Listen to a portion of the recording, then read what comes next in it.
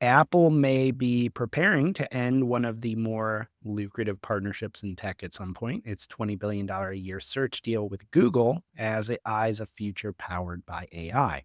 So during some testimony in the Department of Justice's antitrust case against Google, Apple executive Eddy Cue revealed that Apple is actively looking at integrating AI search engines like ChatGPT, Perplexity, Anthropic, and even Elon Musk's Grok into Safari. Now, while Google is not going anywhere for now, Q did make it clear that, in his opinion, the era of traditional search is ending and AI is the new frontier. As a proof point, Safari search traffic just declined for the first time ever, which Q attributes to users turning to AI instead. And that could just signal a massive behavioral shift, even though it is a single data point. And just to show you how much a single data point matters, Google's dominance in ad revenue obviously rests heavily on being the default search engine, and Alphabet shares actually tumbled 7% after Q's remarks. So, Paul, this is just one anecdote. It's getting a lot of attention. It's not the first time we've seen signals that AI may be disrupting search, but it is a pretty stark one that had some real financial implications for Google.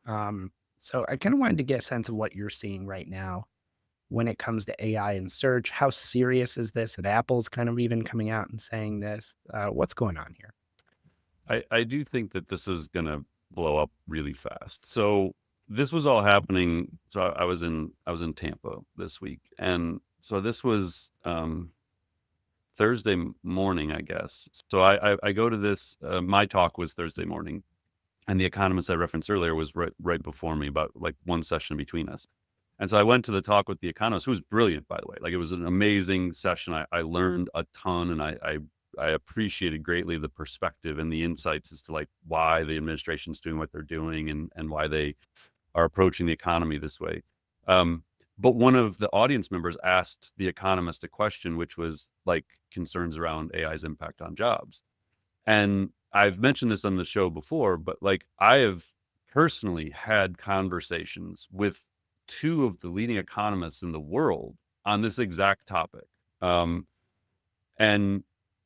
I wouldn't say like blown off, but like, the one literally told me job loss from AI is not even in the top 10 things he thinks about Okay. or cares about. And that was last year. That was last fall. And he's an influential economist.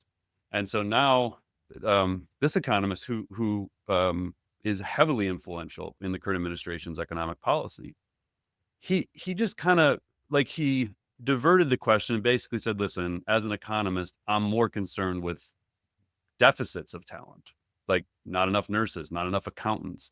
You can go through a number of industries and you see where they just don't have enough people. And so this is the fourth economist now that I have personally heard say that they're far more concerned about the talent deficit than they are about the impact AI is going to have on them. So I go back to my room in between his session and my session, and I'm like, I don't know what to say. Like, either I'm crazy here, or like I'm just not making sense. Like, my thought process here just doesn't make sense. So I go into O3, and I'm like, listen, I've now talked with different economists. They always come back with this, that the talent gap is a bigger problem than the impact of that. What am I missing? Like, how could I have a conversation with them? Maybe I'm just wrong. And like, how do I have an educated conversation with a leading economist on this topic? Like an honest debate. Like, I'm happy to be wrong here. And so O3 starts, like, if you've used O3 or deep research, you know what I'm talking about. It shows you its chain of thought, like it shows you its work. And so I asked the question and I'm sitting there. And so for 2 minutes, it's like thinking, but then it's showing you what it's thinking. It's showing you the websites it's going to. And as I'm watching it do this, I'm looking at the sites it's going to, and you can see 2005, like Bureau of Labor Statistics studies. Like, oh, I didn't even know they did a study on this. Like, oh my Mm. gosh. And so I'm watching these different web pages kind of flying by of like what it's doing.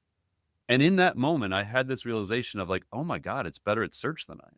Like, I have, and I put it on LinkedIn. I was like, maybe everybody else has already thought of this. And like, but to me, this was like this profound moment where I realized, like, in 2 minutes, it found a bunch of websites that I probably would have actually not found or taken the time to get to in Google search results. Mhm. And for the first time, I realized I don't think traditional search exists in the near future. Like, I don't know why I would ever go to a traditional search engine now. Um, Maybe in like Google Maps I'll still use and stuff, but a point I made on LinkedIn that ended up getting quite a bit of traction and engagement was I think all search in the future just happens through your app of choice, like your assistant of choice. And maybe it's ChatGPT, maybe it's Gemini. Like I still think Google can win here, but it is not going to be going to Google like the traditional search engine. It'll take a while to diffuse through society until like other people start to realize what happens and how the search works. But I just started having this moment where I realized, like, I don't think search looks anything like it does. What does that mean to SEO? What does it mean to publishing? What does it mean to content creation and marketing? I have no idea, but I think it's something we're going to have to grapple with way faster than maybe I was originally thinking, Mhm. because you can now see what it's doing and you realize it's better and it's like 100 to 1,000 times faster than you at doing this. And that's going to start to just change consumer behavior of how we seek information. So I don't know, like the fact that that kind of came out at the same time as I was sort of having this realization, but yeah, and then I started thinking like, when have I gone into Google search lately? And I maybe AI mode's going to be awesome and AI overviews could be it, but I just think I'm going to do it in the app I'm already in. I think it's going to be Gemini or ChatGPT, or I know some people still use Perplexity. I know Apple's talking with Perplexity. Um, I just think the future of search lives within the apps themselves, and I don't think people go eventually to there and look at links. Like I don't know. How about you? Like I don't know. Are you still using I Perplexity? Like what are you doing? Yeah, I don't know if I'm an outlier or what, but I can't remember the last time I've touched a Google search, to be perfectly honest with you. No. Maybe I would assume for like the hours of a restaurant or something. And I realize like there are different types of searches, and I'm probably doing many more that are heavier Yeah. oriented toward what LLMs are really good at. But I've even gotten into the point with deep research where I would run reports on local vendors or businesses or how to get stuff done and obviously verify the information. But Google is not the first touch for me anymore for the most Yeah. part. Yeah. And I think the other thing that started jumping out to me is I hope OpenAI doesn't screw this up with ads, Yeah. but they whatever their algorithm is to surface the best answers, you almost like when you think about the chat, like say ChatGPT being better at search than me, you can imagine a scenario where OpenAI not only builds the initial search, but then it has an AI that evaluates the strength and value of the links that are being Yeah. used. And it's its own critic Yep. of the value of the searches conducted and the sites found. And it just keeps grinding until it finds exactly what it needs, like agentic way, basically. And until it then can give you the brief based on the absolute best sources it can find without being hindered by who's the ad from and is it sponsored and all these things. It's like it's this pure, true, like I just want the best answer. I want the best output. I don't want links. I don't want Right. ads. I don't want any of that. I just want an answer. And right now, because it's not ad supported, I feel like that's what I'm getting there. Um, Now we'll talk a little bit about the new Yeah. CEO at Yeah. OpenAI, and maybe that's not going to be that way for long. But at the moment, I like that it's pure and it's not ad supported. Now it's not great for their business model, but personally, not, and we may be outliers here. Like I don't know, Right. but based Yeah. on the responses to that post they put up on LinkedIn, I don't think we are. Like, Right. there's a Right. big Well, I mean, contingent. especially, well, I mean, just two quick points there. Even if we are outliers now, we're seeing related to the college story, like we're not the only there's a whole generation growing up that is not Yeah, operating in the traditional manner of information consumption. So yeah, even if we are outliers now, I mean, time, it's only a matter of time. But also, I mean, I just wonder when you're saying that, I was thinking about this today, this afternoon while preparing too. It's almost like the next step for deep research for me is like, don't give me the whole brief. Give me the one piece of information or give me an option to get the one answer after you've yeah, gone through 100 links and read them and vetted them based on criteria I give you.